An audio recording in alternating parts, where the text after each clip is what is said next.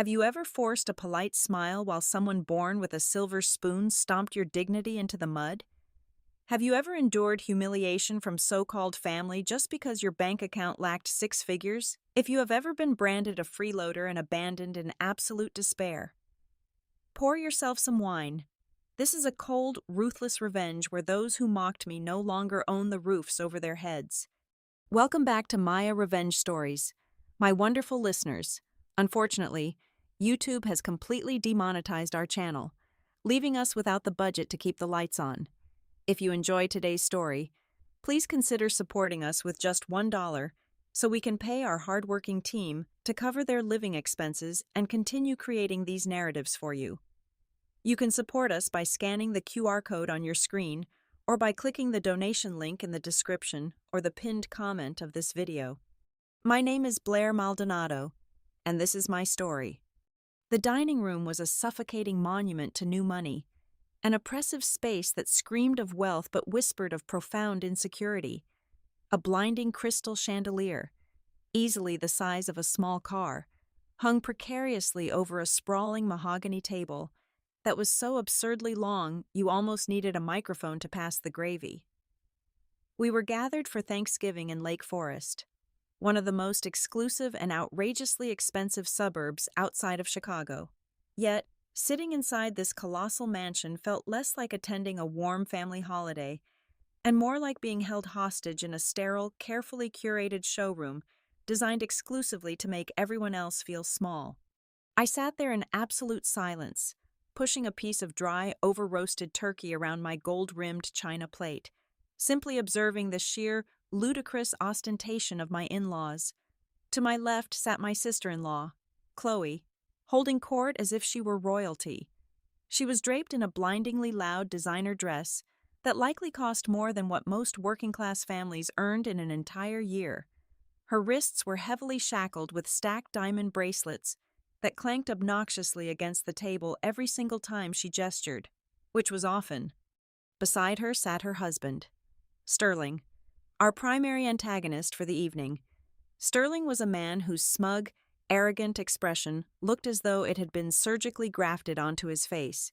For the better part of the last 45 minutes, Chloe had been delivering a breathless, exhausting monologue about Sterling and his magnificent, unparalleled ascension up the corporate ladder at Vanguard Horizon Developments. Vanguard was a massive, predatory commercial real estate conglomerate, and Chloe made absolute certain that every soul at the table understood just how vital Sterling was to their operations. She aggressively dropped corporate buzzwords, puffing out her chest with the desperate enthusiasm of a woman whose entire identity was anchored to her husband's paycheck. I just kept chewing my food, refusing to give them the reaction they so desperately craved. Under the heavy velvet tablecloth, my husband, Julian, reached over and gently squeezed my knee. He hated these hollow, performative family dinners just as much as I did. But we were playing a very specific part tonight. We had a script, and we were sticking to it. Eventually, the raging bonfire of Chloe's vanity ran out of fuel, and she needed a new victim. Her sharp, predatory eyes darted across the long table, immediately locking onto me. The temperature in the dining room seemed to drop 10 degrees. She leaned forward, resting her perfectly manicured chin on her hand, a sickly sweet, intensely condescending smile stretching across her heavily contoured face. "So, Blair," Chloe purred, her voice dripping with an artificial sweetness that barely masked the pure venom underneath. "How is that silly little greenhouse hobby of yours going? Are you still playing in the dirt in the backyard while my poor brother Julian works himself to the absolute bone just to keep a roof over your head?" A few uncomfortable chuckles rippled from the extended family members seated around us. Everyone knew the dynamic perfectly well. Chloe thrived on reminding everyone that I was the family freeloader, the utterly useless wife who was allegedly draining her successful brother's bank account dry. "You really should look into getting a real job," Chloe continued relentlessly, waving her solid silver fork in the air as if dismissing my entire existence. "It is honestly not fair to Julian. It takes a massive amount of capital to maintain a proper lifestyle in this economy. You cannot just be a freeloader forever. Darling, You have to contribute something. I did not get angry. I did not flush with hot embarrassment, nor did I lower my eyes in shame the way I might have done years ago.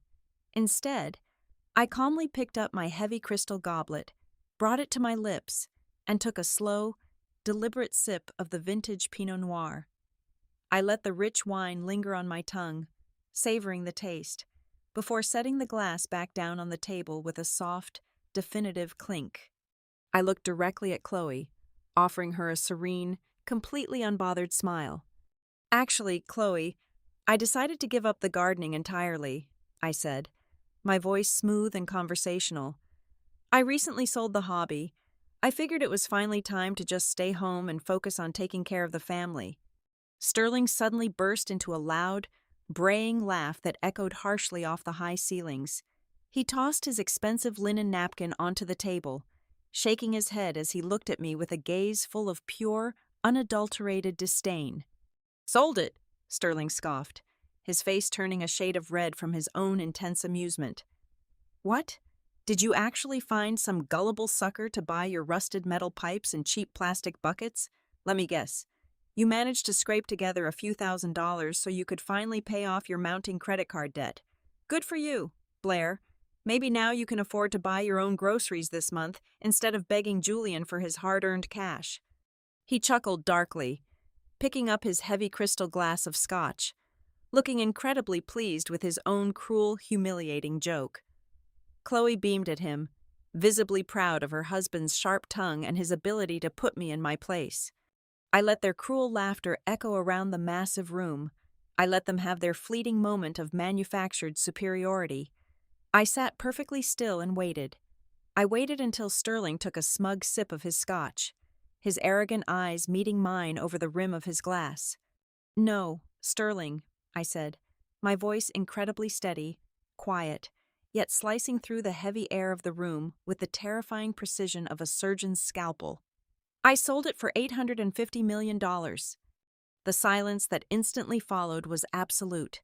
It was a suffocating, dead silence that seemed to violently vacuum every single ounce of oxygen out of the cavernous dining room.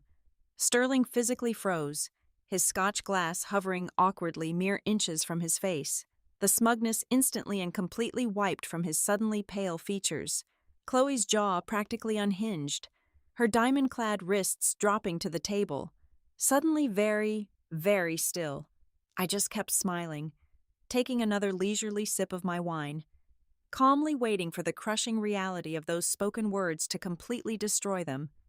To truly understand the weight of that silence, to understand why the look of absolute terror on their faces felt like the sweetest nectar I had ever tasted.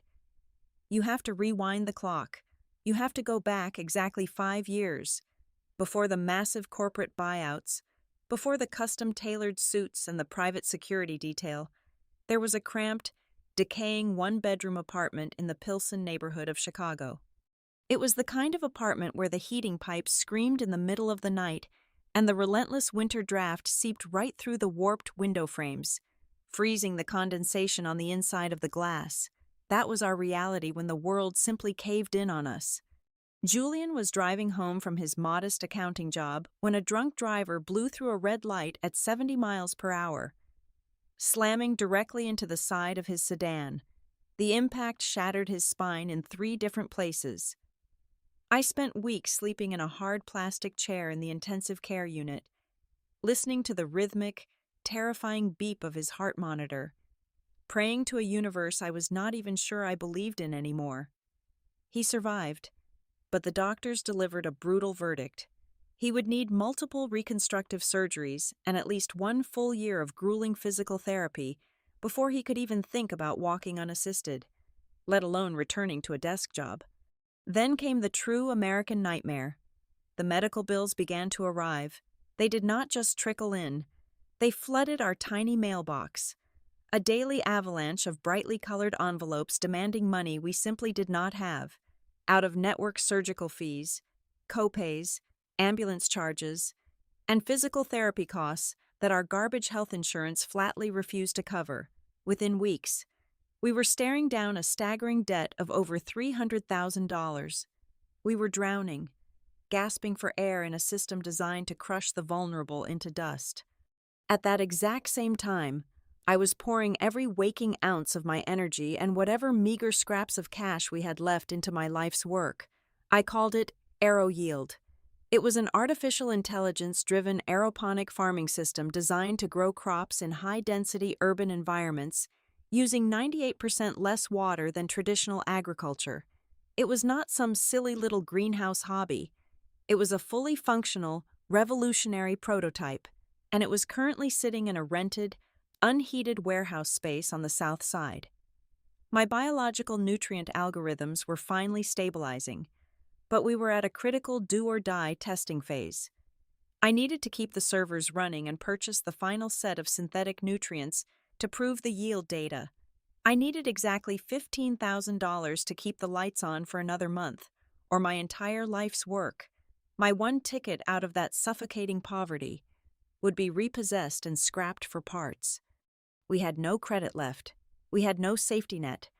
Driven by absolute, nauseating desperation, Julian and I made the hardest decision of our lives. We swallowed our pride, practically choking on it, and took a 2-hour bus ride out to his mother's sprawling estate. Beatrice was sitting in her sunroom, a vision of old money entitlement, casually sipping Earl Grey tea from a porcelain cup that probably cost more than our monthly rent. Julian, pale, exhausted, and heavily reliant on his metal crutches, explained our situation. He pleaded with his mother. He asked for a loan of $15,000, just enough to keep my lab from being liquidated while he focused on learning how to walk again. He promised to pay back every single penny with interest. Beatrice did not even look at him. She carefully set her teacup down on the saucer and fixed her cold, reptilian gaze entirely on me. "I will do no such thing," Beatrice stated, her voice as hard and unforgiving as frosted glass. "Julian, I warned you about marrying a woman from such a low-born background. I am not a charity, and I absolutely refuse to throw $15,000 out the window to fund the delusions of someone who clearly does not belong in our social caliber." Before Julian could even catch his breath to respond, the heavy mahogany double doors of the sunroom swung open. Chloe and Sterling strolled in, fresh from some luxury shopping spree, dropping designer bags onto the velvet sofa. They took one look at Julian trembling on his crutches and me standing beside him in my threadbare winter coat, and Chloe let out a sharp, theatrical gasp of mock pity. "Oh, look who decided to crawl out of the slums," Chloe sneered, stepping closer and looking me up and down with visceral disgust. "What is the matter? Blair, did the cash cow finally dry up? You are absolutely pathetic. Your husband is practically crippled, and instead of getting a real job to pay his medical bills, you drag him here to beg for handouts so you can keep playing pretend scientist. You are nothing but a gold digger who struck dirt." "Chloe, shut your mouth," Julian snarled, his voice shaking with a mix of physical agony and rising fury, his knuckles turning stark white as he gripped his crutches. "She is just speaking the truth. Julian," Sterling chimed in, leaning casually against the doorframe, a smug, superior grin plastered across his face. "Your wife needs a brutal reality check. She needs to drop this ridiculous fantasy, put on an apron, and go scrub toilets, or wait tables like the rest of the uneducated working class. But hey, I am a generous guy. I believe in giving back to the less fortunate." Sterling reached into the inner pocket of his tailored suit jacket and pulled out his sleek leather wallet. He slowly, deliberately extracted a brightly colored piece of plastic. It was a generic supermarket gift card. He held it up between his index and middle fingers, making sure we could clearly read the bold print that said $50. Then, with a casual flick of his wrist, Sterling tossed the card. It fluttered through the air and landed on the Persian rug, skidding to a halt directly beneath the glass coffee table, right at the tips of my scuffed boots. "There you go, Blair," Sterling chuckled, his eyes gleaming with malicious delight. $50. Get down on your knees, pick it up, and go buy your crippled husband some canned soup instead of standing in my mother-in-law's house begging for things you do not deserve." The sheer, unadulterated humiliation of that moment was a physical blow. It felt like someone had poured boiling water down the back of my throat. I stood perfectly still, staring at that small, pathetic piece of plastic resting on the floor. Julian let out a guttural roar of pure, blinding rage, forgetting his shattered spine. He lunged forward, raising one of his heavy aluminum crutches in the air, fully intending to swing it straight into Sterling's smug face. He only made it one step before his legs completely gave out. He collapsed hard onto the hardwood floor, crying out in sheer physical agony. I dropped to my knees beside him, wrapping my arms around his shaking shoulders, tears of hot, absolute fury finally spilling over my eyelashes. Beatrice stood up from her chair, completely unfazed by her son writhing in pain on her floor. She looked down at us with the ultimate expression of detached disgust. "Listen to me very carefully. Julian," Beatrice hissed, her tone venomous. "You will leave this house right now. If you do not force this useless woman to abandon her pathetic startup today, and if you do not make her get a wage job to pay off your debts, I will legally disown you. You will never see a single cent of this family's money, and you will be dead to me. Choose your pride, or choose your survival." Julian slowly pushed himself up from the floor, his face pale and drenched in cold sweat. He did not look at his mother. He did not look at Chloe or Sterling. He reached out his trembling hand and tightly gripped mine. "I choose her," Julian whispered, his voice hoarse but echoing with an unbreakable resolve. "And I never want your filthy money." He used my shoulder to heave himself back up onto his crutches. He did not say another word to them. He just squeezed my hand, and together, we turned our backs on the opulent sunroom, on the designer bags, and on the $50 gift card still lying in the dust under the table. We walked out of the massive front doors and stepped back into the freezing Chicago wind. Completely severed from his family, utterly broke, but with a fire ignited in my chest that no amount of cold could ever extinguish. We did not go home to cry, nor did we waste a single second feeling sorry for ourselves. We went home and immediately sold every single thing of value we possessed. I pawned my gold wedding band. Julian sold his beloved vintage watch, and we liquidated our television and the meager furniture we had left. We used that desperate cash to break our apartment lease and moved directly into the cavernous, decaying industrial warehouse where my laboratory was set up. That particular winter in Chicago was historically brutal, a relentless assault of ice and howling winds. The warehouse had zero central heating, just bare concrete walls and a corrugated metal roof. At night, Julian and I would huddle together on a cheap, deflating air mattress under 3 heavy layers of thrift store sleeping bags, our breath forming thick white clouds in the freezing air. Julian, gritting his teeth through the agonizing, tear-inducing pain of his daily physical therapy exercises, spent his days hunched over a battered, second-hand laptop.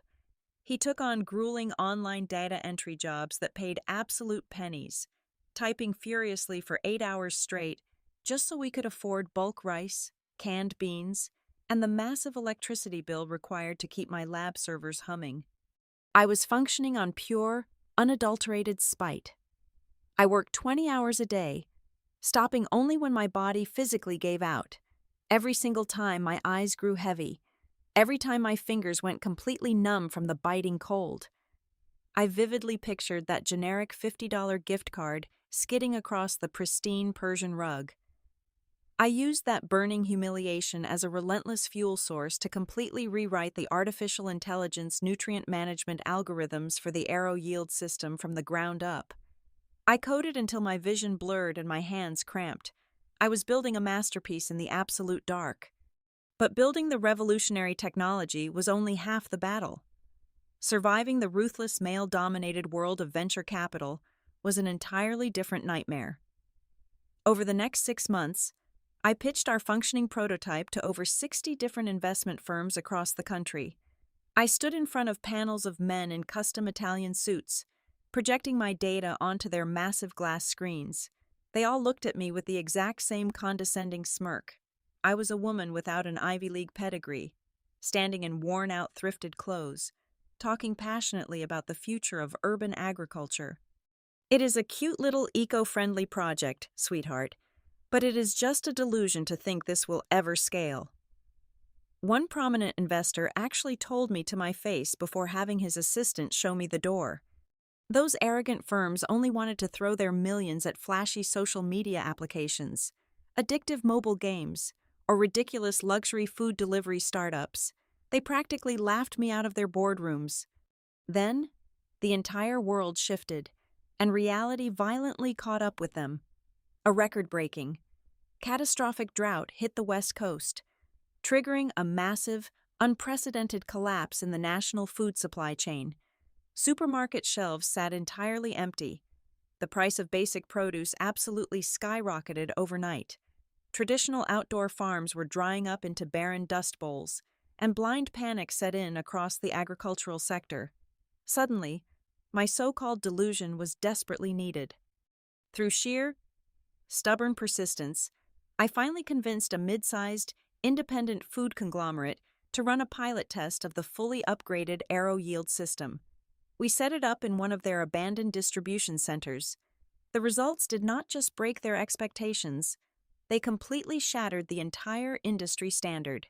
My artificial intelligence system achieved a staggering 300% increase in crop yield compared to traditional soil farming, and it did so using merely 2% of the water. The plants grew faster, infinitely healthier, and with zero pesticide requirements. The raw data was undeniable, concrete proof. Aero Yield was no longer a desperate hobby in a freezing warehouse. It was the definitive savior of global food security. Suddenly, my phone never stopped ringing.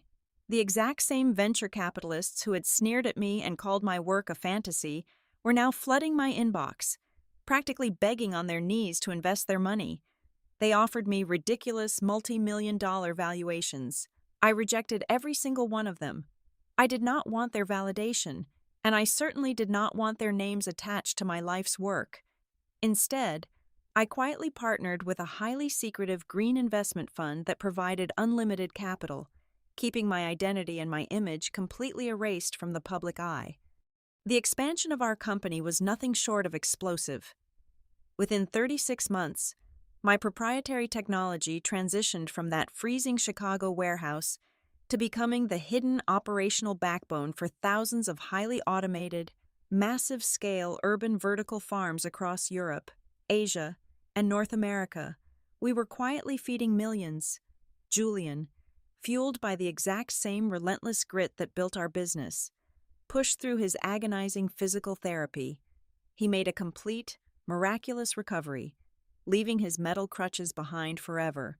With his razor-sharp mind for numbers, he stepped seamlessly into the role of Chief Financial Officer, expertly managing the colossal influx of capital and strategically restructuring our holding companies behind layers of impenetrable legal trusts to ensure our absolute anonymity. We actively despised the vulgar, loud fame that new money so desperately chased.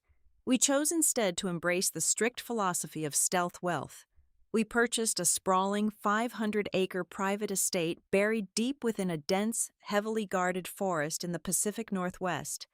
Our home was completely invisible from any public road, protected by a dedicated security detail and miles of private wilderness. We did not drive flashy, neon-colored sports cars. We navigated the winding mountain roads in unassuming, matte black sports utility vehicles that possessed military-grade armor plating and bulletproof glass, yet carried absolutely no recognizable exterior brand badges. My wardrobe underwent a similar, silent transformation. The clothes I wore to elite executive meetings bore zero logos. They were entirely bespoke, hand-stitched by master artisans in Milan and Paris, using fabrics so incredibly rare that a single, unbranded cashmere sweater I casually tossed over my shoulders cost easily 100 times more than the loudest, tackiest designer gowns hanging in Chloe's heavily photographed closet. True, unshakable power does not ever need to scream for attention. It simply exists, quietly and ruthlessly moving the pieces on the global chessboard. Then came the ultimate, undeniable validation of our blood, sweat, and tears. Omnicorp, a massive, notoriously aggressive multinational energy and technology conglomerate, realized they simply could not compete with our locked-down biological patents. They moved to completely acquire AeroYield. The final, staggering purchase price they offered was $850 million in liquid cash. But I did not just take the massive payout and walk away into the sunset. I sat across from their billionaire executives in a glass penthouse boardroom and negotiated with the cold precision of a seasoned predator. I demanded and secured a permanent 15% equity stake in their newly merged global agricultural division. Furthermore, I legally bound them to give me a permanent senior seat on Omnicorp's global board of directors. I now possess the absolute authority to veto multi-billion-dollar international initiatives with a single silent raise of my hand, all while my actual identity remained completely scrubbed from every single public press release. While we were quietly building a dynasty in the shadows, Sterling was busy loudly constructing a fragile house of cards through a toxic combination of aggressive corporate politicking, taking credit for the work of his subordinates, and sheer, blind arrogance. He had recently been promoted to project managing director at Vanguard Horizon Developments, eager to forcefully project an image of immense generational wealth that he simply did not possess. He leveraged massive, terrifying amounts of dangerous, high-interest credit to purchase that colossal, absurdly overpriced mansion in Lake Forest. He and Chloe were living a highly leveraged, spectacular lie, spending money they did not truly have, desperately trying to impress a superficial social circle that would gladly devour them the very second the money dried up. Julian and I lived in absolute blissful freedom. We spent our peaceful days expanding our private philanthropic efforts, breathing crisp, clean mountain air, and completely ignoring the existence of the family that had so callously abandoned us to freeze. We had zero intention of ever seeing Beatrice, Chloe, or Sterling ever again, but fate has a remarkably twisted, almost cruel sense of humor. A massive, unavoidable variable suddenly emerged in the high-stakes corporate landscape. A singular, massive real estate initiative that unexpectedly locked our distinct, isolated worlds onto a catastrophic, inescapable collision course. It started with a phone call that shattered exactly 5 years of absolute, undisturbed silence. We were sitting in Julian's home office when his private cell phone suddenly buzzed with a Chicago area code he had not seen since the day we walked out of his mother's sunroom. Against his better judgment, he answered. It was Beatrice. Her voice was dripping with a sickeningly sweet, entirely manufactured warmth that made the hair on the back of my neck stand up straight. She called to extend a grand invitation to a Thanksgiving dinner at Chloe and Sterling's newly acquired estate. She claimed it was time to let bygones be bygones, to finally reunite the fractured family. We did not believe a single syllable of her performance. Within 20 minutes, Julian utilized our private corporate intelligence network to run a comprehensive background check on Vanguard Horizon Developments. The truth immediately illuminated the screen in bright, glowing text. Vanguard had just officially launched a multi-billion-dollar, high-profile mega initiative called the Eco-City Project. It was a massive, aggressive attempt to construct the largest sustainable, green urban center in the entire Midwest. And the man newly appointed as the chief executive director of this sprawling, heavily funded empire Sterling. They did not want to reconcile. They wanted an audience. They wanted to drag the crippled, impoverished brother and his useless wife into their glittering new fortress just to aggressively flaunt their supposed superiority and rub our faces in their newfound corporate power. Most people would have simply blocked the number and moved on with their peaceful lives. But I looked at the data on the screen, a slow, wicked smirk stretching across my face. I looked at Julian, and he knew exactly what I was thinking. We were not going to decline the invitation. We were going to walk right into their carefully constructed trap. I spent the next 3 days assembling a highly classified, heavily redacted physical dossier, securing it safely inside a plain manila folder. On the evening of Thanksgiving, we drove our armored, unbranded sports utility vehicle away from our mountain sanctuary, flew into the city, and eventually pulled up to the towering wrought iron gates of the Lake Forest mansion. We walked up the sprawling, heated driveway and rang the gleaming brass doorbell. And then, we waited. The temperature hovered barely above freezing, a biting winter wind whipping off Lake Michigan, cutting right through the crisp evening air. We stood on their massive stone porch for a full 15 minutes. Through the frosted glass panels of the custom double doors, I could clearly see the silhouette of their hired staff walking back and forth, yet no one opened the door. It was a deliberate, petty power play designed to put us in our place before we even crossed the threshold. Finally, the heavy oak door swung open, revealing Chloe. She held a crystal champagne flute, looking at us with an expression of profound, theatrical pity. "Oh, Julian, Blair, you actually made it," Chloe sighed, intentionally not stepping aside to let us in right away. "I am so sorry to leave you freezing out here in the dark.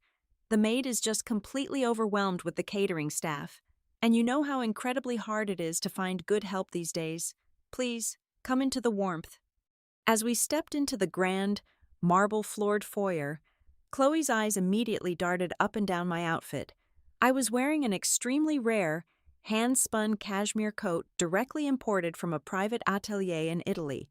It was a masterpiece of subtle textile engineering that cost exactly $8,000. Chloe let out a condescending little click of her tongue, her lips twisting into a mocking smile. "Oh, Blair, you always were so brave with your fashion choices. I saw a coat just like that on a discount rack at a cheap fast fashion outlet a few weeks ago. It is very sweet that you tried your best to dress up for us, though." I merely smiled at her, gracefully stepping out of the coat and handing it to the butler without a single word of defense. That completely set the tone for the entire evening, leading directly into the suffocating dinner party you have already witnessed. The meal was a masterclass in psychological warfare, course after course. Sterling relentlessly dominated the conversation, loudly boasting about his absolute authority over the eco-city development. He bragged about the prominent politicians he had in his pocket, the billions of dollars he controlled, and the immense power he wielded over the local economy. Beatrice chimed in perfectly on cue, taking every available opportunity to maliciously target Julian. She loudly lamented how tragic it was that her brilliant son had completely thrown his future into the gutter just to support a useless, uneducated wife who contributed absolutely nothing to society. They were putting on the performance of a lifetime, completely unaware that the stage they were dancing on was heavily rigged with explosives. I sat there, absorbing every insult, every sneer, and every condescending laugh. I just quietly sipped my vintage wine, feeling the heavy, comforting weight of the manila folder resting inside Julian's briefcase beneath the table. I was not angry. I was simply waiting for the fruit of their arrogance to ripen, waiting for the precise, devastating moment to drop the guillotine. The heavy, ornate silver fork slipped from Sterling's trembling fingers and clattered loudly against his fine bone china plate. The sharp, jarring sound echoed through the massive dining room like a gunshot. The arrogant, flushed red color completely drained from his face, leaving behind a sickly, terrifying shade of pale gray. He looked at me as if I had just sprouted a second head. Desperation seized him. His hands shook violently as he shoved his hand into his tailored suit jacket. Pulling out his smartphone, he frantically tapped the screen, typing my name, Blair Maldonado, into the search engine. I watched his eyes dart back and forth across the glowing screen. I watched his pupils dilate in absolute, unadulterated horror. He had found it. He was staring directly at the recent, highly exclusive feature article published by the Wall Street Journal, an article that officially crowned me as the most influential new technology billionaire of the year. The screen illuminated the cold sweat breaking out across his forehead. "No," Sterling whispered, his voice cracking, completely devoid of its former booming confidence. "This is impossible. This has to be a mistake. You are just a gardener." I leaned forward, resting my elbows on the mahogany table, clasping my hands together. "I am much more than a gardener. Sterling," I said, my voice perfectly level, carrying the heavy weight of absolute authority. In fact, I am very closely involved with your current line of work. Tell me about the EcoCity project. It is a massive undertaking, is it not? A multi-billion-dollar development, but there is a tiny, glaring problem hidden in your blueprints. To secure the mandatory government building permits for a sustainable zone of that magnitude, the city requires state-of-the-art, zero-waste water processing and high-yield vertical aeroponic infrastructure. Sterling swallowed hard, his Adam's apple bobbing in his throat. He knew exactly where this was going, but he was utterly paralyzed, trapped in the headlights of his own impending doom. And currently, there is only one corporation on the planet that holds the patented technology capable of meeting those strict government regulations, I continued, savoring every single syllable. Omnicorp, your entire development, your entire promotion, your entire fragile career completely depends on Omnicorp approving a licensing deal with Vanguard Horizon. I paused, letting the silence hang in the air for a brief, agonizing second. I hold a senior seat on the global board of directors at Omnicorp. Sterling, I stated softly, staring directly into his terrified eyes. I hold the sole veto power over domestic infrastructure licensing, and I have already decided to categorically deny Vanguard's application. Your flagship project is entirely dead in the water. By Monday morning, your superiors will realize that you have cost them billions. You are finished. Sterling collapsed back into his high-backed leather chair, his mouth opening and closing like a suffocating fish, unable to form a single coherent word. The shockwave hit Beatrice next, the ruthless, sneering matriarch who had spent the last 5 years acting as if we were infectious diseases suddenly underwent a sickening, miraculous transformation. Tears, large and utterly fake, welled up in her eyes. She practically threw herself out of her chair, scrambling around the long table toward me. "Blair, my darling daughter," Beatrice cried out, her voice trembling with a desperate, manufactured affection that made my stomach churn. "I always knew you were destined for absolute greatness. I always told Julian he chose a brilliant woman. Please, you must forgive the silly misunderstandings of the past. We are family. Blair, we share our burdens, and we share our successes. Do we not?" She reached out, attempting to grab my hand. I coldly, sharply swatted her fingers away before she could even make contact. I looked at her with an expression of pure, frozen disgust. "Do not ever touch me," I commanded, my voice dropping to a low, dangerous whisper. "You are not my family. 5 years ago, my husband was broken and bleeding, and you looked me in the eye and told me I was not of your social caliber. You threatened to disown your own flesh and blood over $15,000. I remember exactly what you are. Beatrice, you will not see a single penny of my wealth. You are dead to us." Beatrice recoiled, as if I had physically struck her across the face, burying her face in her hands and sobbing loudly. But the absolute pinnacle of the evening, the crowning jewel of my revenge, came from Chloe. She had been sitting frozen in shock, but seeing her husband destroyed and her mother humiliated, finally snapped whatever fragile thread of sanity she had left. She leaped to her feet, her face contorted into a mask of pure, ugly rage, her diamond bracelets clanking violently. "Get out!" Chloe shrieked, her voice echoing hysterically off the crystal chandelier. "I do not care how much money you have. You are a disgusting, vindictive snake. Get out of my dining room. Get out of my $5 million mansion. You are trespassing on my property." Beside me, Julian finally moved. He let out a low, dark chuckle that completely silenced Chloe's screaming. He slowly reached down to his leather briefcase, unclasped it, and pulled out the plain manila folder I had prepared. He casually tossed it onto the center of the table. It slid across the polished wood, stopping right in front of Chloe's empty dinner plate. "About this magnificent $5 million mansion." "Chloe," Julian began, a chilling smile playing on his lips as he leaned back in his chair. "You see, when we were investigating Sterling's sudden promotion, we also took a very close look at his personal finances. To afford this ludicrous house and maintain your desperate illusion of wealth, Sterling could not get a traditional bank loan. He was entirely over-leveraged. So, he took out a massive subprime mortgage through a shadow credit fund called Vertex Capital, and according to these financial records, he is currently 4 months behind on his crushing payments. Chloe blinked, her aggressive posture faltering as confusion washed over her face. She looked down at the folder, then over at Sterling, who was now clutching his chest, breathing in short, panicked gasps. "Why do you have my husband's private loan documents?" Chloe demanded, her voice shaking violently. Julian stood up, buttoning his suit jacket with an air of absolute, unbettered triumph. "Because, Chloe," Julian said, his voice ringing with absolute finality, "Vertex Capital is a private shell company.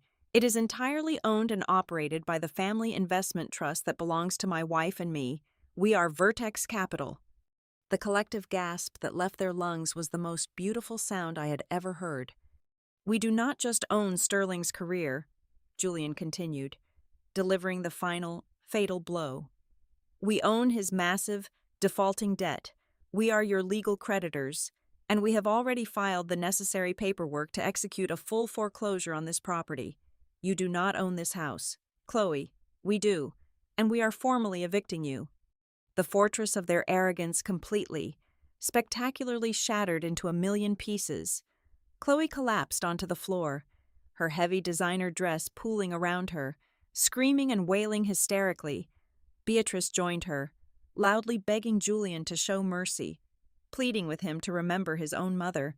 Sterling just sat there, weeping silently into his hands, utterly broken, a hollow shell of the arrogant man who had once mocked my existence. I stood up slowly, calmly smoothing the front of my expensive dress.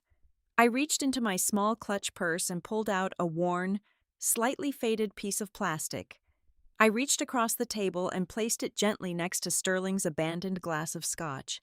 It was the exact same generic supermarket gift card he had thrown at my feet 5 years ago. "Here is $50, I said quietly, looking down at the wreckage of their lives. "Go buy yourselves some cardboard boxes. You are going to need them." Julian firmly took my hand.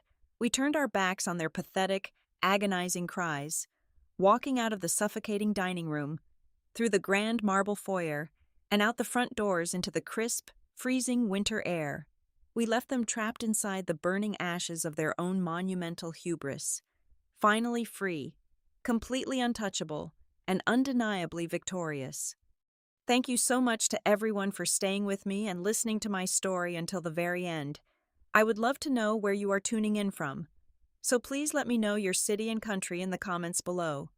As I mentioned earlier, YouTube has completely demonetized our channel, cutting off our only source of revenue. If you found today's story entertaining and satisfying, please consider supporting us with just $1. Your kindness helps us pay our amazing staff so they can provide for their families and continue creating high-quality, dramatic stories for you to enjoy. You can easily help us out by scanning the QR code on your screen or by clicking the donation link located in the description or the pinned comment. Thank you for your incredible support, and I will see you in the next story.